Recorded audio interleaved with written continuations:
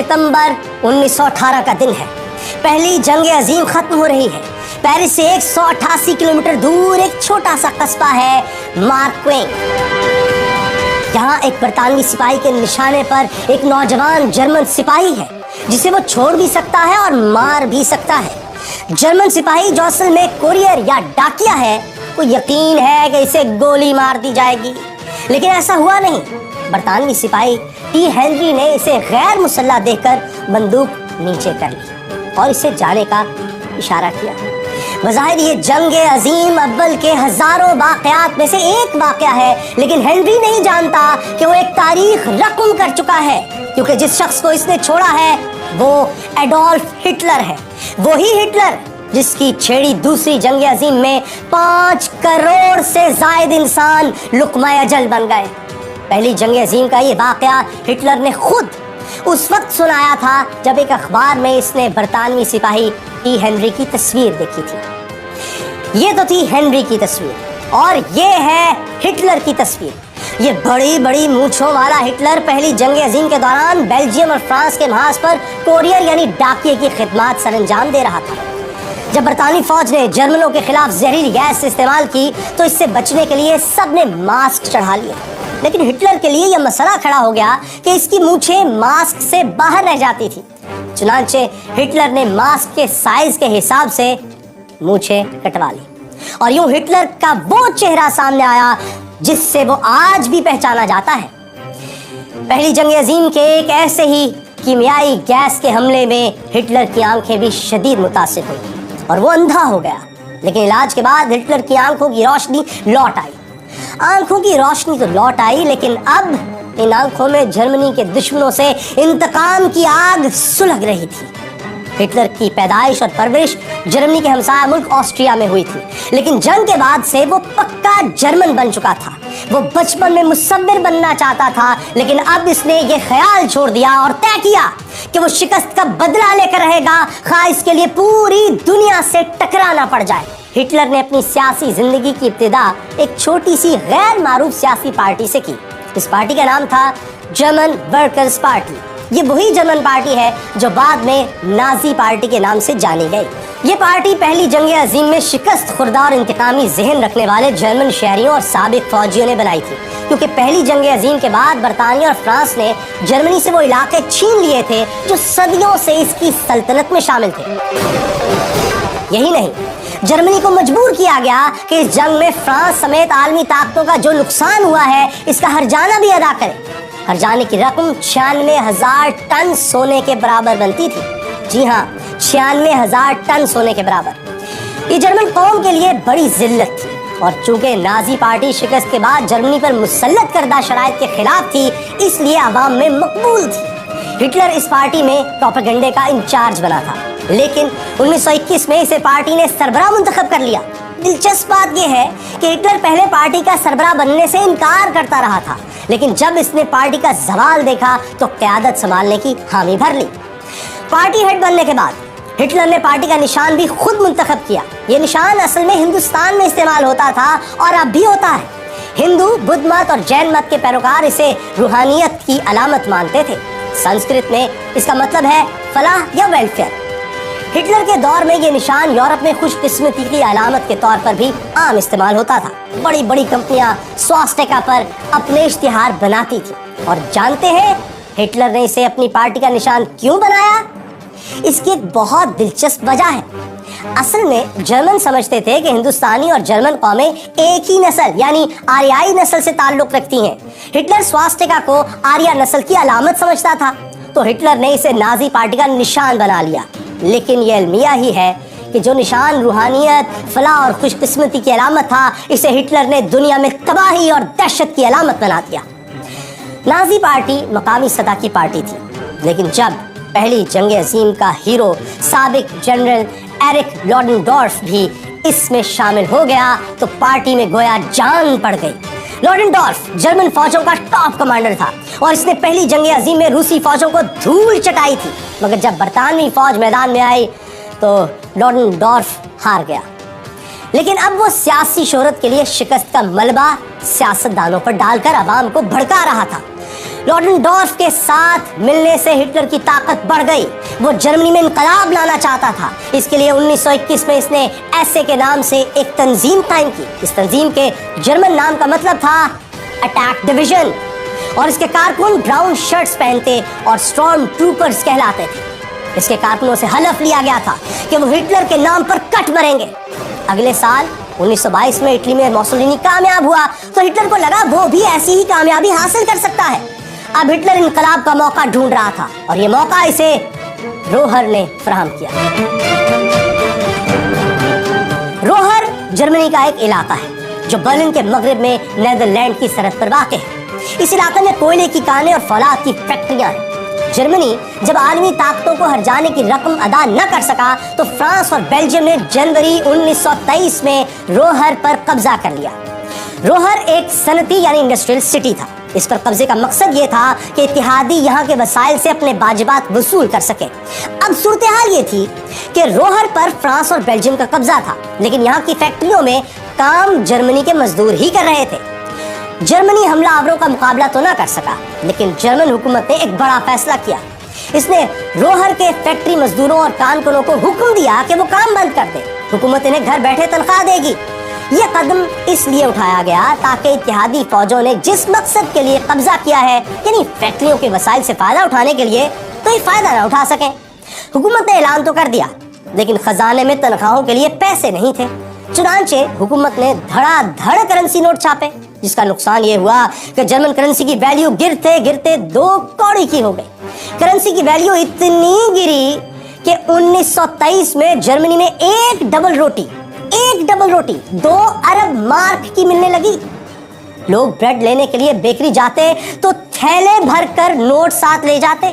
Currency के बहरान का नतीजा ये निकला कि जिन लोगों ने उम्र भर की मेहनत से 10-20 लाख मार्क जमा किए थे, इनकी बचत तकरीबन सिफर हो गई। बैंकों में पड़े अरबों करेंसी नोट तकरीबन बेकार हो गए और चंद दिनों में अरबपति लखपति हो गए। जर्मन करेंसी इतनी बेतौकीर हुई कि लोग मौसम सरमा में गैस और लकड़ी बचाने के लिए आतिशदानों में करेंसी नोट जलाने लगे थे।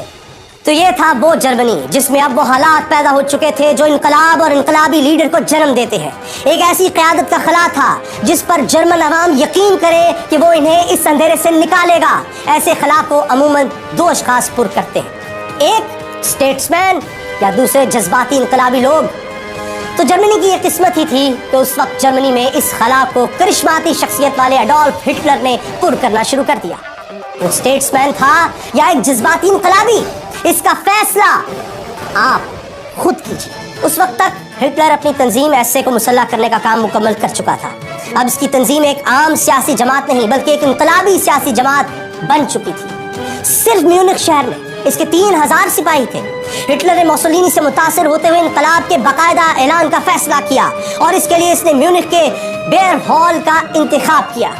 मोसोलिनी की कहानी हम आपको वो कौन था सीरीज की दूसरी किस्त में दिखा चुके हैं। 8 नवंबर 1923 हिटलर पिस्तौल लहराता हुआ बेयर हॉल में दाखिल हुआ और शहर पर नाजी हुकूमत के क़याम का ऐलान कर दिया।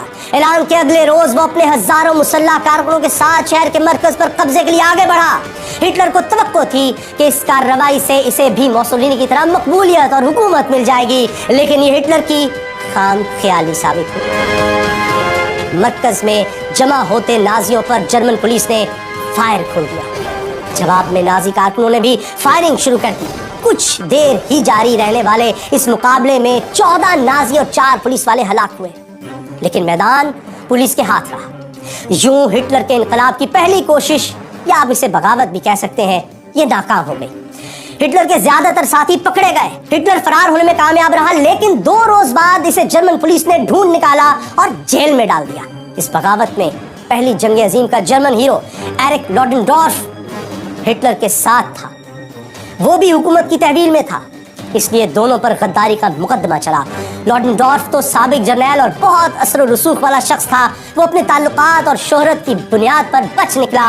हिटलर को 5 साल कैद की सजा हुई, लेकिन अच्छे चाल चलन और नाजी पार्टी के दबाव पर इसे 9 माह बाद ही रिहा कर दिया गया। जेल में ही हिटलर ने अपनी किताब माइन कैंप लिखी, जिसका मतलब है मेरी जिद्दोजहद। ये किताब हिटलर के मुस्तकबिल के अज़ाइम की एक झलक पेश करती है। کتاب میں ہٹلر نے جرمن آریہ نسل کو اعلیٰ نسل کے طور پر پیش کیا تھا، جبکہ اس بات پر زور دیا تھا کہ باقی دنیا کے انسان جرمنوں سے کم درجے کے ہیں اور دنیا کے مسائل اسی صورت حل ہو سکتے ہیں جب عالمی حکومت جرمنوں کے ہاتھ میں ہو۔ اسی کتاب میں اس نے یہودیوں کو جرمنی کے زوال کی وجہ قرار دیا تھا۔ اس کی قید کے دوران جرمنی کے حالات بہتر نہیں ہوئے تھے بلکہ خراب سے خراب تر ہی ہوتے جا رہے تھے، اور ہٹلر نے چونکہ نظام کے خلاف بغاوت کی تھی اس لیے وہ قید کے دوران پورے ملک میں مشہور ہو چکا تھا۔ لیکن اسی دوران ناکام بغاوت سے اس نے یہ سبق سیکھ لیا تھا کہ جرمنی میں انقلاب بلٹ سے نہیں بیلٹ سے لانا آسان ہے۔ چنانچہ جیل سے نکلتے ہی اس نے پارٹی کو الیکشن کے لیے تیار کرنا شروع کر دیا۔ اس دوران وہ مسئلہ بھی حل ہو چکا تھا جس نے ہٹلر کو بغاوت کی راہ پر چلا کر جیل پہنچایا تھا، یعنی فرانس اور بیلجیم نے روہر خالی کر دیا تھا، اور اس کی وجہ تھی امریکہ۔ جی ہاں، امریکہ نے جرمنی کو ہرجانہ دینے اور صنعتیں چلانے کے لیے بھاری قرض دے دیا تھا۔ امریکی گارنٹی ملنے کے بعد فرانس اور بیلجیم خود ہی پیچھے ہٹ گئے۔ ان حالات میں ہٹلر انتخابی میدان میں اترا تو اسے پارٹی پروپیگنڈا چلانے کے لیے قابل شخص کی ضرورت محسوس ہوئی، اور اس کی نظر میں یہ قابل شخص تھا گوئبلز کے پاؤں پولیو کی وجہ سے بچپن سے ہی ٹیڑھے تھے اور وہ لنگڑا کر چلتا تھا، لیکن پروپیگنڈے کا ماسٹر تھا۔ یہ وہی گوئبلز ہے جو کہتا تھا جھوٹ اتنا زیادہ اور مسلسل بولو کہ سچ لگنے لگے۔ ہٹلر کا گوئبلز کو پروپیگنڈا انچارج بنانے کا فیصلہ درست ثابت ہوا، اور گوئبلز نے ہٹلر کے نظریات سارے جرمنی میں پھیلا دیے۔ پروپیگنڈے کے بعد دوسرا مرحلہ تھا فنڈز کا، لیکن یہ مسئلہ بھی بہت جلد حل ہو گیا۔ اس کی وجہ تھی کمیونسٹ دھڑے۔ یہ لوگ ٹریڈ یونینز کی مدد سے سیاسی طاقت حاصل کر رہے تھے۔ جرمنی کا دولت مند طبقہ اور مڈل کلاس لوگ دونوں ہی ان سے خوف زدہ تھے کہ اگر کمیونسٹوں کی حکومت آ گئی تو ان کی فیکٹریاں چھن جائیں گی۔ اس لیے انہوں نے کمیونسٹوں کے خلاف ہٹلر کو دل کھول کر پیسہ دیا۔ ہٹلر کے مداحوں میں مشہور زمانہ امریکی کار کمپنی فورڈ کا مالک ہنری فورڈ بھی شامل تھا۔ ہنری نے جنگ کے دنوں میں ہٹلر کی مالی مدد بھی کی۔ ہٹلر نے عوام میں اپنا امیج بہتر کرنے کے لیے مشہور کیا کہ وہ ایک سادہ شخص ہے جو سگریٹ، شراب، گوشت سے پرہیز کرتا ہے اور ویجیٹیرین ہے۔ ہٹلر کے خوف سے نازی افسر چھپ کر سگار پیتے تھے۔ یہ اور بات ہے کہ ہٹلر خود چھپ کر افیون کا نشہ کرتا رہا، لیکن ہٹلر کا عوامی امیج، گوئبلز کا پروپیگنڈا اور دولت مند طبقے کی فنڈنگ بھی کام نہ آئی۔ اور جب 1928 میں پارلیمنٹ کے الیکشن ہوئے تو نازی پارٹی کو پارلیمنٹ کی 647 میں سے صرف 12 نشستیں اور 2.6% پاپولر ووٹ ملے۔ یہ ہٹلر کے لیے بری خبر تھی، لیکن اگلے ہی برس جرمنی سے ہزاروں میل دور امریکہ میں ایک ایسا واقعہ ہوا جس نے ہٹلر کا ووٹ بینک کئی گنا بڑھا دیا۔ ہوا یوں کہ 29 اکتوبر 1929 کو امریکی سٹاک مارکیٹ کریش کر گئی۔ اس واقعے سے پوری دنیا معاشی بحران کا شکار ہو گئی جو گریٹ ڈپریشن کہلایا۔ گریٹ ڈپریشن کی وجہ سے جرمنی کے لیے امریکی قرض رک گئے، انڈسٹری بند ہو گئی اور 61 لاکھ ورکر بے روزگار ہو گئے۔ ہٹلر نے ان حالات کا فائدہ اٹھایا اور خود کو مسیحا کے طور پر پیش کرنا شروع کر دیا۔ معاشی بحران کی وجہ سے حکومت نے استعفیٰ دے دیا تھا۔ 1930 میں پھر الیکشن ہوئے تو ہٹلر کو 18% ووٹ حاصل ہوئے، لیکن وہ حکومت بنانے کی پوزیشن میں اب بھی نہیں تھا۔ اس دوران ہٹلر کو ایک جذباتی دھچکا بھی لگا جب اس کی محبوبہ گیلی نے خودکشی کر لی۔ گیلی اس کی سوتیلی بہن کی بیٹی تھی۔ ہٹلر کئی ہفتوں تک صدمے میں رہا اور اس نے گیلی کو اپنی زندگی کا عشق قرار دیا، لیکن پھر وہ ایک دکان میں نوکری کرنے والی ایوا براؤن کے عشق میں گرفتار ہو گیا۔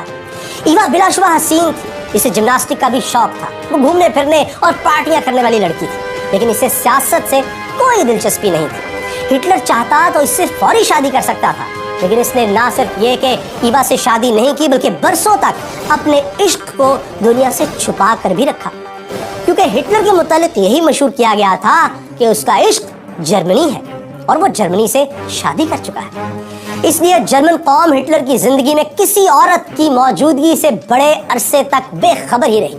صرف ہٹلر کے انتہائی قریبی لوگوں کو ہی ایوا سے ملاقات کی اجازت تھی۔ ہٹلر کی جذباتی زندگی کی طرح اس کی سیاسی زندگی میں بھی ایک عارضی رکاوٹ آئی، اور اس رکاوٹ کا نام تھا وان ہنڈنبرگ۔ جرمنی کا 85 سالہ بوڑھا صدر ہنڈنبرگ پہلی جنگ عظیم میں جرمن فوج کا سربراہ رہ چکا تھا اور عوام میں اسے دیوتا جیسا احترام حاصل تھا۔ یہ بوڑھا صدر ہٹلر کو خطرناک سمجھتا تھا اور کسی صورت اسے چانسلر یعنی وزیر اعظم بنانے کے لیے تیار نہیں تھا۔ 1932 میں صدارتی الیکشن ہوئے تو ہٹلر اس کے مقابلے میں کھڑا ہو گیا۔ अप्रैल में इलेक्शन हुए। हिटलर को 36% पॉपुलर वोट तो मिले, लेकिन इलेक्शन जीता हिंडनबर्ग। उधर मुआशी बहरान की शिद्दत के बायस दूसरा चांसलर भी मुस्ताफी हो गया। जुलाई 1932 में फिर पार्लियामेंट के इलेक्शन हुए तो नाजियों ने 230 सीटें जीत ली, लेकिन बूढ़े सदर ने फिर भी हिटलर को चांसलर नहीं बनाया। लेकिन जिसे बनाया वो भी नाकाम रहा और नवंबर में फिर इलेक्शन कराना पड़ा। इस बार नाजियों की सीटें कम होकर 196 रह गई। ताहम पार्लियामेंट में अब भी इनकी अक्सरियत थी, लेकिन बूढ़ा सदर डटा हुआ था और हिटलर को चांसलर बनाने पर तैयार नहीं था। उस वक्त जो शख्स जर्मनी का चांसलर था, इसका नाम था फ्रांस वॉन पेपिन। नया चांसलर भी मुल्क के हालात ठीक ना कर सका। बिगड़ते हालात देखकर पेपिन की हिम्मत जवाब दे रही थी। पेपिन सोचने लगा कि अब हिटलर को चांसलर बना देना चाहिए। इसने सदर को कायल करने के लिए लॉबिंग शुरू कर दी। सदर का एक ही इतराज था कि हिटलर हुकूमत में आ गया तो इसे डिक्टेटर बनने से कौन रोकेगा। आखिर बहस मुबाहिसे के बाद तय पाया कि हिटलर जर्मनी का चांसलर और पेपिन वाइस चांसलर होगा, ताकि हिटलर को डिक्टेटर बनने से रोका जा सके। इस फार्मूले के तहत 30 जनवरी 1933 को हिटलर को चांसलर बना दिया गया और पेपिन को वाइस चांसलर। लेकिन हिटलर के चांसलर बनने से सिर्फ एक माह पहले एक 52 साला यहूदी हालात को भांपकर चुपके से मुल्क से निकल गया था। ये वही शख्स था जिसे बाद में इसराइल का सदर बनने की भी पेशकश की गई, लेकिन इसने शुक्रिया के साथ इसे ठुकरा दिया। ये 20वीं सदी का सबसे बड़ा साइंसदान था और इसका नाम था एल्बर्ट आइंस्टाइन। हिटलर ने चांसलर बनने के 4 हफ्तों के बाद फिर पार्लियामेंट के इलेक्शन का ऐलान कर दिया, क्योंकि वो अपनी नशिस्तें बढ़ाना चाहता था। इलेक्शन की तैयारियां जारी थी कि 27 फरवरी को जर्मन पार्लियामेंट की इमारत को आग लगा दी गई। आग लगाने वाला एक कम्युनिस्ट था। हिटलर ने इस वाक़े का फायदा उठाया और कम्युनिस्टों के खिलाफ प्रोपेगेंडा करके मजीद वोटरों को साथ मिला लिया। 5 मार्च को इलेक्शन हुए तो नाजियों ने 647 में से 288 नशिस्तें जीत ली। 23 मार्च 1933 को हिटलर ने जर्मन पार्लियामेंट से एक डिक्टेटर जैसे इख्तियारात हासिल कर लिए। हिटलर ने इख्तियारात मिलते ही मुल्क में दीगर सियासी जमातों पर पाबंदी लगा दी, ट्रेड यूनियंस खत्म कर दी, मुखालिफ अखबारात बंद करवा दिए और नाजी नजरिए से मुताबिकत ना रखने वाली किताबें जलाना शुरू कर दी। लेकिन हिटलर के अज़ाइम की राह में अभी एक आखिरी रुकावट बाकी थी। एक शख्स था रोहेम अर्नेस्ट, हिटलर की तंजीम एसए का कमांडर, और इसका काम था हिटलर के मुखालिफिन के जलसों पर हमले कराना। ये हिटलर का साथी था, लेकिन हिटलर को अब इससे ज्यादा जरूरत जर्मन फौज की थी, और जर्मन फौज इस शख्स से बहुत बदजन थी, क्योंकि जर्मन जर्नैलों को लगता था कि रोहेम एसए की मदद से मुल्क पर कब्जा करना चाहता है। इसलिए वो रोहेम को हर सूरत रास्ते से हटाना चाहते थे। हिटलर ने जर्नैलों को साथ मिलाने के लिए रोहेम को हटाने का मंसूबा बना लिया। 30 जून 1934 की रात हिटलर के जाती गार्ड्स जो एसएस कहलाते थे और ब्लैक शर्ट्स पहनते थे, उन्होंने रोहेम अर्नेस्ट समेत 400 लोगों को कत्ल कर दिया। ये कत्ल होने वाले वो लोग थे जिन्हें हिटलर नापसंद करता था या जिन्हें फौज अपने लिए खतरा समझती थी। इस रात को night of the long knives यानी लंबे चाकुओं की रात कहा जाता है। इस कत्लेआम से फौज और हिटलर के ताल्लुकात ठीक हो गए। वाक़े के 3 दिन बाद हिटलर ने वाइस चांसलर पेपिन को भी घर भेज दिया। यूं सब समझ गए हिटलर को सियासी तौर पर कंट्रोल करना मुश्किल ही नहीं, नामुमकिन भी हो गया है। रोहेम को रास्ते से हटाने के बाद भी हिटलर ने एसए को खत्म नहीं किया, बल्कि इसे नए कमांडरों के जरिए चलाता रहा। एसए की खुफिया पुलिस जो गेस्टापो कहलाती थी, वो हिटलर के मुखालिफिन को कुचलने के लिए सबसे मुतहरिक और बदनाम थी। 1934 में हिंडनबर्ग की मौत के बाद हिटलर जर्मनी का सदर भी बन गया और फौज का कमांडर इन चीफ भी। जल्द ही इसने चांसलर और सदर के अलग अलग ओहदे खत्म करके एक ही ओहदा बना लिया और इस नए ओहदे का नाम था फ्यूहरर, जिसका मतलब है लीडर। मुखालिफ पार्टियों पर पाबंदी लग चुकी थी, पार्लियामेंट इसे सारे इख्तियारात सौंप चुकी थी। अब इलेक्शन की जरूरत थी, न पार्लियामेंट की। फ्यूहरर अब ऑल इन ऑल था। हिटलर के हुक्म पर तमाम अदालतों और पुलिस को नाजी पार्टी के कंट्रोल में दे दिया गया। जजों को हिटलर से वफादारी का खुसूसी हलफ भी उठाना पड़ता था।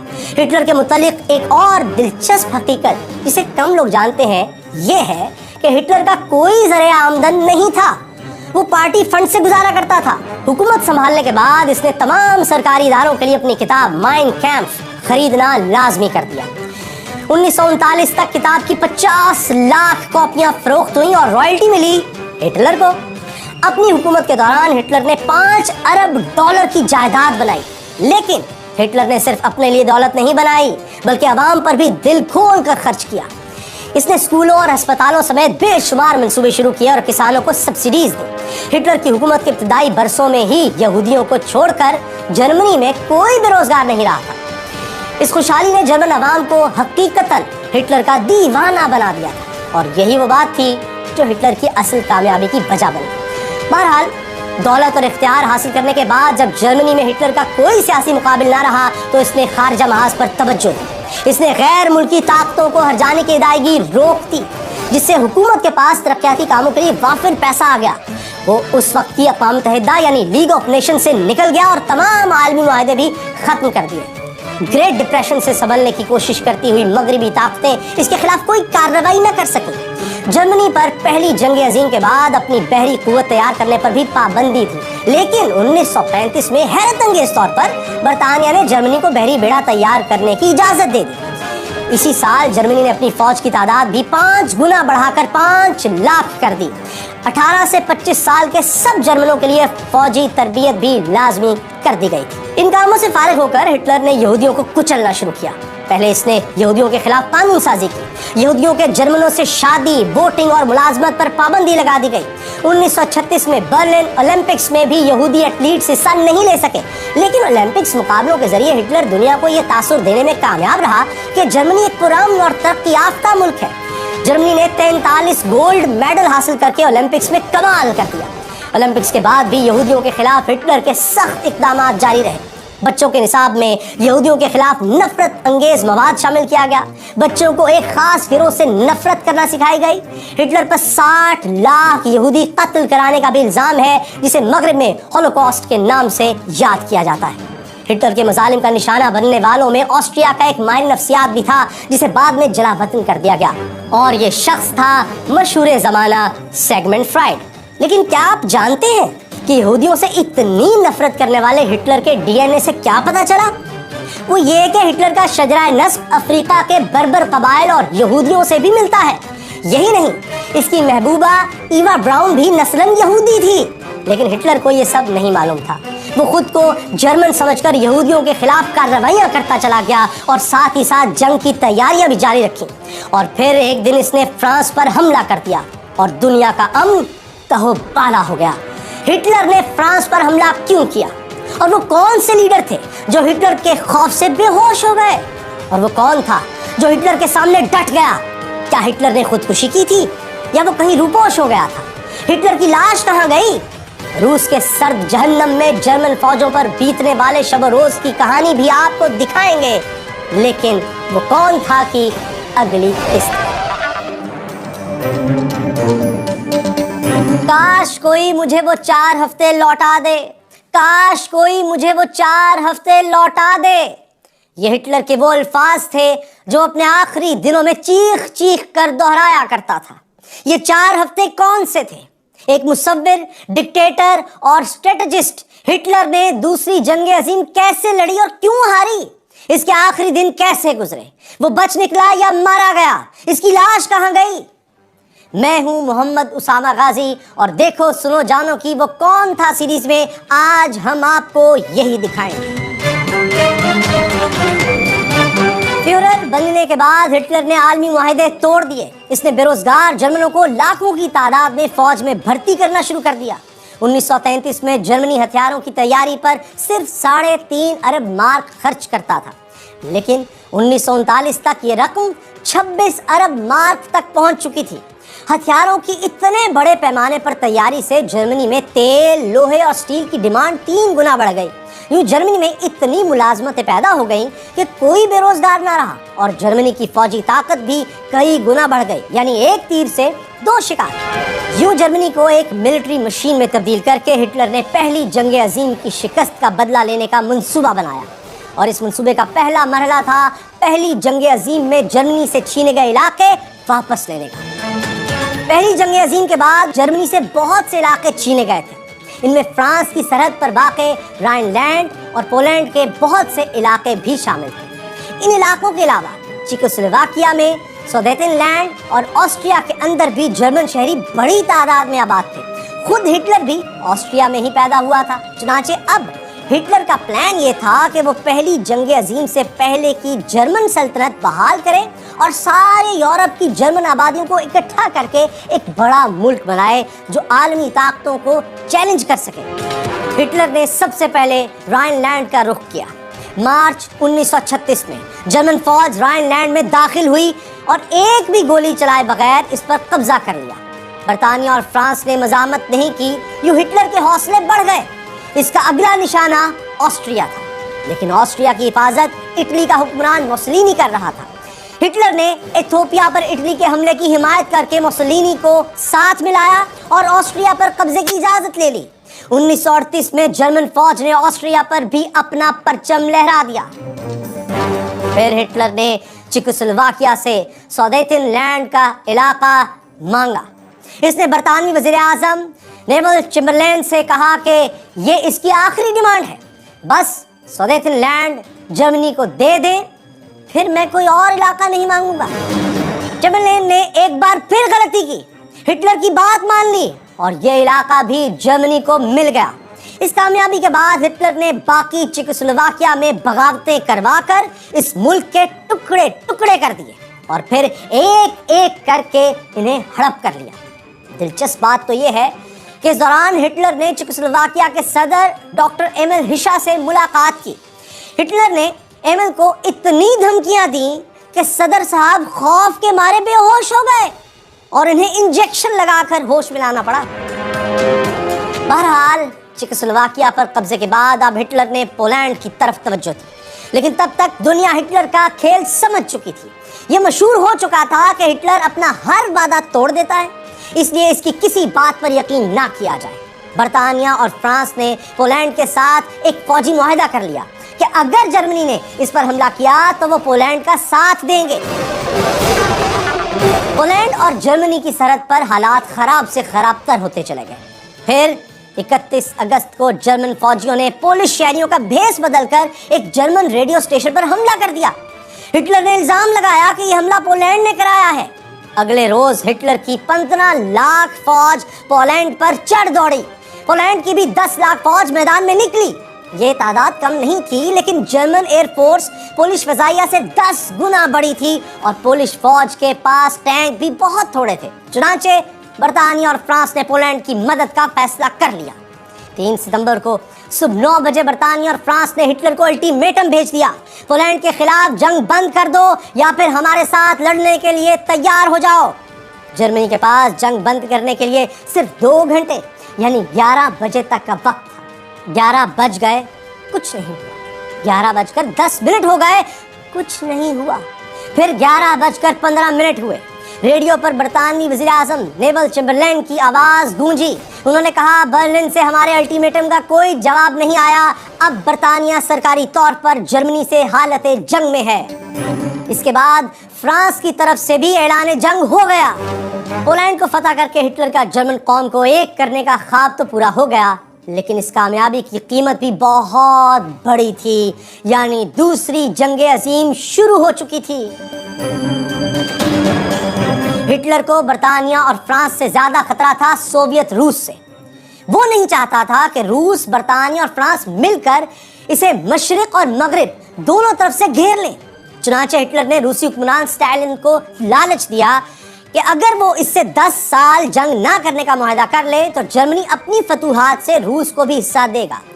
اسٹالن نے ہٹلر سے معاہدہ کر لیا، بلکہ وہ پولینڈ کے خلاف جنگ میں بھی کود پڑا اور مشرقی پولینڈ پر قبضہ کر لیا۔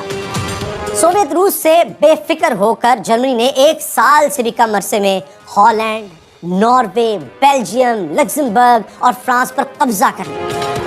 فرانس کے دارالحکومت پیرس پر تو 10 روز میں فتح کا پرچم لہرا دیا گیا۔ ہٹلر کی زبردست کامیابیوں کا راز کیا تھا؟ جنگی ٹیکنالوجی اور فوجی تربیت تو کامیابی کی وجوہات تھی ہی، لیکن ایک اور وجہ بھی تھی اور وہ تھی ڈرگز۔ جرمن فوجیوں کو پرویٹین ڈرگ دی جاتی تھی۔ یہ ڈرگ میتھم فیٹامائن کی ایک شکل ہے جو انسان کو کئی دنوں تک ایکٹیو رکھ سکتی ہے۔ صرف جرمن فوج ہی نہیں، हिटलर खुद भी बहुत ज्यादा नशा कर रहा था। इसका एक डॉक्टर था थियोडोर मोरेल, जो असल में यहूदी था लेकिन फिर भी हिटलर का वफादार मुलाजिम था। वो हिटलर को मेथाम्फेटामाइन, कोकेन और मॉर्फिन समेत कई तरह के नशों के इंजेक्शंस लगा रहा था। यही नहीं, हिटलर को सूअर के जिगर से तैयार होने वाली अद्वियात भी दी जाती थी। हिटलर एक और दवा इकोडेल भी इस्तेमाल करता था। इन ड्रग्स से हिटलर हर दम चाको चौबंद रहता था। अपने कानों की तकलीफ से निजात के लिए वो कोकेन भी लेता था। एक बार तो कोकेन की ओवरडोज से वो मरते मरते भी बचा। आपने हिटलर की नाजी सैल्यूट वाली तस्वीरें देखी होंगी। हिटलर बहुत देर तक अपना बाजू ऐसे ही फजा में बुलंद रखता था और थकता नहीं था। इसकी वजह यह थी कि वो ग्लूकोज के इंजेक्शन भी लगाता था। यूं बज़ाहिर नशे की ताकत से हिटलर हर जंग जीत रहा था। बहरहाल 1940 तक हर जगह हिटलर का तूती बोल रहा था। इसके हारने का दूर दूर तक कोई इम्कान नहीं था। लेकिन फिर अचानक इसे एक छोटी सी, जी हाँ, छोटी सी शिकस्त हुई जिसने जंग का नक्शा ही बदल दिया। हुआ ये कि फ्रांस को हराने के बाद हिटलर ने समझ लिया था कि अब बर्तानिया हथियार डाल देगा, लेकिन बर्तानिया बदल चुका था। नेविल चैम्बरलेन हिटलर के खिलाफ नाकामियों से तंग आकर मुस्ताफी हो चुका था। अब चर्चिल वजीर आजम था। वो हिटलर के सामने डट गया। हिटलर ने चर्चिल से कहा कि वो बरतानवी सल्तनत को तबाह नहीं करना चाहता, इसलिए चर्चिल इससे दोस्ती कर ले या तबाही के लिए तैयार हो जाए। चर्चिल ने इनकार किया तो हिटलर ने बरतानिया पर कब्जे के लिए एक मंसूबा बनाया जिसे ऑपरेशन सी लाइन का नाम दिया गया। लेकिन ऑपरेशन सी लाइन के लिए जरूरी था कि पहले जर्मन एयरफोर्स बरतानवी फजाइया और बहरिया को तबाह कर दे ताकि जर्मन आर्मी बरतानिया में दाखिल हो सके। लेकिन जब जर्मन फजाइया ने हमला शुरू किया तो बरतानिया ने इसके लिए 2 सरप्राइज तैयार कर रखे थे। एक सरप्राइज तो था रेडार, जी हाँ रेडार, जो बरतानिया की इजाद था और इस जमाने में किसी और मुल्क के पास नहीं था। रेडार की मदद से बरतानिया को जर्मन तैयारों की आमद का पहले ही पता चल जाता था और इसके तैयारे जर्मनों के मुकाबले पर आ जाते थे। दूसरा हथियार था स्पिटफायर तैयारा, जिसका इंजन जर्मन तैयारों से ज्यादा ताकतवर था। चुनांचे जब लड़ाई शुरू हुई तो जुलाई 1940 से अक्टूबर तक सिर्फ 4 माह में जर्मनी के 1800 से ज्यादा तैयारे तबाह हो गए, जबकि बरतानिया का नुकसान 1000 तैयारों का था। इस लड़ाई को बैटल ऑफ ब्रिटेन का नाम दिया जाता है। हिटलर की जंगी मशीनरी को देखा जाए तो 1800 तैयारों का नुकसान कोई बहुत बड़ा नुकसान नहीं था, लेकिन हिटलर जंग से उकता गया क्योंकि वो बरतानिया जैसे छोटे से मुल्क को फतह करने में वक्त बर्बाद नहीं करना चाहता था। इसकी नजरें सोवियत रूस पर लगी थीं। आपके लिए ये बात शायद बहुत हैरत अंगेज हो कि हिटलर को यहूदियों से भी ज्यादा नफरत रूसियों से थी, क्योंकि रूसी स्लोवाक नस्ल के लोग हैं जिनकी जर्मनों से सदियों पुरानी दुश्मनी है, जबकि सोवियत रूस के बड़े रकबे पर एक अजीमुशान जर्मन सल्तनत भी कायम हो सकती थी। चुनांचे हिटलर ने रूस फतह करने की तैयारी शुरू कर दी। सोवियत रूस पर हमला आसान नहीं था। हिटलर के अपने जर्नैलों ने भी कह दिया था कि यह हमला महंगा पड़ सकता है। 19वीं सदी के फ्रांसीसी शहंशाह नेपोलियन का अंजाम भी हिटलर के सामने था, जो रूस में दाखिल तो हुआ मगर इसके सर्द मौसम से शिकस्त खा गया। लेकिन हिटलर का इरादा इतना अटल था कि इसने खतरात की परवाह नहीं की और जर्नैलों को भी झाड़ दिया। हिटलर जंग को फैलाने के मंसूबे बना रहा था, जबकि दुनिया भर से सियासी रहनुमा हिटलर को अमन का रास्ता अपनाने की दरखास्त कर रहे थे। अल्लामा इकबाल रहमतुल्लाह अलैह ने भी अपनी वफात से पहले दूसरी जंग अजीम की पेशगोई की थी, जबकि महात्मा गांधी ने हिटलर को खत लिखकर कहा कि वो जंग की बजाय अमन का रास्ता अपनाए। उन्होंने ये भी लिखा कि अगर बरतानिया नहीं तो कोई और ताकत तुम्हारे ही हथियारों से सीखकर तुम्हें हरा देगी। लेकिन हिटलर ने आलमी लीडरों के मशवरे भी नजरअंदाज कर दिए। हिटलर ने सोवियत रूस पर हमले की तैयारी इंतहाई खुफिया अंदाज में की, इतने खुफिया अंदाज में की कि स्टालिन को कानो कान खबर नहीं हो सकी। बरतानिया ने तो स्टालिन को खबरदार भी किया कि हिटलर हमले की तैयारी कर रहा है, लेकिन स्टालिन के कानों पर जूं तक न रेंगी।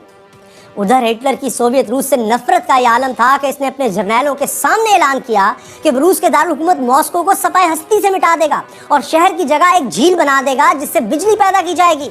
रूस की सकाफत को खत्म कर दिया जाएगा। रूसी बच्चों को स्कूलों में सिर्फ अपने जर्मन आकाओं की ताबेदारी सिखाई जाएगी। सोवियत रूस पर हमले का बेहतरीन वक्त मौसम गर्मा था।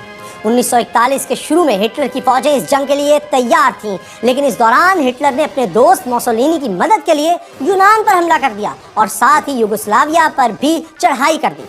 سوویت روس پر حملے کو 4 ہفتوں کے لیے ٹال دیا گیا اور یہ 4 ہفتوں کی تاخیر ہٹلر کو بہت مہنگی پڑی۔ برسوں بعد جب ہٹلر اپنے بنکر میں زندگی کے آخری دن گن رہا تھا تو وہ چیخ چیخ کر کہا کرتا تھا، کاش کوئی مجھے وہ 4 ہفتے لوٹا دے۔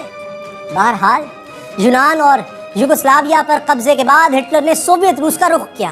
22 جون کی صبح جب ابھی اندھیرا ختم نہیں ہوا تھا، 40 لاکھ کے قریب جرمن فوجی سوویت روس پر چڑھ دوڑے۔ اس حملے کو نام دیا گیا تھا آپریشن باربروسا۔ جب جرمن فوجوں نے بمباری شروع کی تو ایک روسی فوجی افسر نے اپنے جنرل کو فون کر کے کہا، جناب جرمنوں نے حملہ کر دیا ہے۔ جنرل کا جواب تھا، تم پاگل تو نہیں ہو گئے؟ لیکن یہ پاگل پن نہیں تھا، حملہ ہو چکا تھا۔ جب اسٹالن کو معلوم ہوا کہ ہٹلر نے حملہ کر دیا ہے تو اس کا نروس بریک ڈاؤن ہو گیا۔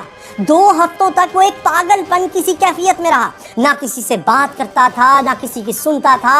آخر ساتھیوں کے سمجھانے بجھانے پر وہ اپنی ذہنی کیفیت سے نکلا اور 4 جولائی کو اس نے ریڈیو پر روسی قوم سے جنگ کا پہلا خطاب کیا۔ ہٹلر ماسکو تک جلد سے جلد پہنچنا چاہتا تھا، لیکن جب اس کی فوج ماسکو کے قریب پہنچی تو وہ ماسکو پر حملہ روک کر یوکرین پر چڑھ دوڑا۔ ماسکو کے محاذ پر روسی فوج نے حملہ رکنے کا فائدہ اٹھایا اور مزید فوج جمع کر کے جرمنوں کو شکست دے دی۔ ہٹلر نے اسی سال ایک غلطی اور کی، اور وہ یہ کہ امریکی بندرگاہ پرل ہاربر پر جاپانی حملے کے بعد امریکہ کے خلاف بھی محاذ کھول دیا۔ 1942 میں ہٹلر نے روسی شہر اسٹالن گراڈ پر حملہ کر دیا۔ کیونکہ یہ شہر اسٹالن کے نام پر تھا، اس لیے ہٹلر اس پر قبضہ کر کے اسٹالن کو نفسیاتی طور پر شکست دینا چاہتا تھا، لیکن سرد موسم نے جرمنوں کی کمر توڑ دی اور انہوں نے ہتھیار ڈال دیے۔ یہ شکست ہٹلر کی زندگی کا ٹرننگ پوائنٹ تھی۔ روسی فوج نے جرمنوں پر تیزی سے حملے شروع کر دیے۔ زیادہ تر جرمن فوج یا تو ماری گئی یا گرفتار کر لی گئی۔ اب روسی فوج جرمن دارالحکومت برلن کی طرف بڑھنے لگی۔ ادھر 6 جون 1944 کی رات امریکی اور برطانوی فوجوں نے فرانس کے علاقے نارمنڈی میں جرمن فوج پر حملہ کر دیا۔ حملے کے دن کو ڈی ڈے کا نام دیا گیا تھا۔ اس لڑائی میں بھی جرمنوں کو شکست ملی۔ اب صورتحال یہ تھی کہ مشرق سے روسی فوجیں پیش قدمی کر رہی تھیں اور مغرب سے امریکی اتحاد بڑھا چلا رہا تھا، لیکن ان حالات میں بھی جرمن قوم ہٹلر کے ساتھ تھی۔ 20 اپریل 1944 کو جب ہٹلر کی سالگرہ آئی، اور وہ سالگرہ بھی کیا سالگرہ تھی، جرمن قوم کو شکست کا احساس تھا، پھر بھی جرمنوں نے خوف یا عقیدت کی وجہ سے ہٹلر کی سالگرہ دھوم دھام سے منائی۔ مسلسل شکستوں سے ہٹلر کی حکومت برلن میں اپنے بنکر تک محدود ہو گئی، جسے فیورر بنکر کہا جاتا تھا۔ اس بنکر میں ہٹلر کے آخری دن انتہائی مایوسی کے عالم میں گزرے۔ وہ اپنے افسروں پر چیختا تھا اور فوج کی شکست سے پریشان تھا۔ ہٹلر کو اب ڈرگز بھی نہیں مل رہی تھی۔ نشہ ٹوٹنے سے ہٹلر کے ہاتھ پاؤں کانپنے لگے تھے، اس کے بازوؤں پر نشان پڑنے لگے تھے، اس کا جسم اندر ہی اندر تباہ ہو رہا تھا۔ ہٹلر بہت تکلیف میں تھا۔ 30 اپریل 1945 تک روسی فوج فیورر بنکر کے بہت نزدیک پہنچ چکی تھی۔ ہٹلر جان گیا تھا کہ اب انجام قریب ہے۔ موت کی سزا کے علاوہ اسے اپنے دشمنوں سے کوئی امید نہیں رہی تھی۔ 28 اپریل کو جب اس کا دوست موسولینی اپنی محبوبہ کے ساتھ مارا گیا تو ہٹلر نے ایک فیصلہ کیا۔ اگلے روز اس نے اپنی محبوبہ ایوا براؤن سے شادی کر کے اسے ایوا ہٹلر بنا لیا۔ ہٹلر کی دلہن بننے کے لیے ایوا نے کوئی 15 برس انتظار کیا تھا، لیکن افسوس اپنے شوہر کے ساتھ گزارنے کے لیے اسے 24 گھنٹے سے بھی کم وقت ملا۔ 30 اپریل کو ہٹلر نے خودکشی کی تیاری کی۔ اس نے فوجی وردی پہنی، پہلی جنگ عظیم میں ملنے والا آئرن کراس بھی وردی پر سجایا۔ وہ اپنی دلہن کے ساتھ اسٹڈی روم میں چلا گیا۔ ایوا براؤن کے لیے اس کا آخری تحفہ تھا سائنائڈ کیپسول۔ پھر گارڈ نے گولی چلنے کی آواز سنی تو دوڑتے ہوئے اندر گئے۔ وہاں ہٹلر کی لاش پڑی تھی، اس نے سر میں گولی مار لی تھی۔ اس کی دلہن بھی زہر کھا چکی تھی۔ دلچسپ بات یہ ہے کہ ہٹلر پیدا بھی اپریل میں ہوا، اس کی شادی اور موت بھی اسی مہینے میں ہوئی۔ یہ ہے وہ بنکر جہاں ہٹلر نے اپنی زندگی کے آخری دن گزارے اور جان دے دی۔ बमबारी से इस बंकर को बुरी तरह नुकसान पहुंचा था, लेकिन आज भी टूरिस्ट इसे देखने जाते हैं। हिटलर की मौत के बाद इसके प्रोपेगेंडा मास्टर गोएबल्स ने भी खुदकुशी कर ली। गोएबल्स के 6 मासूम बच्चे भी थे।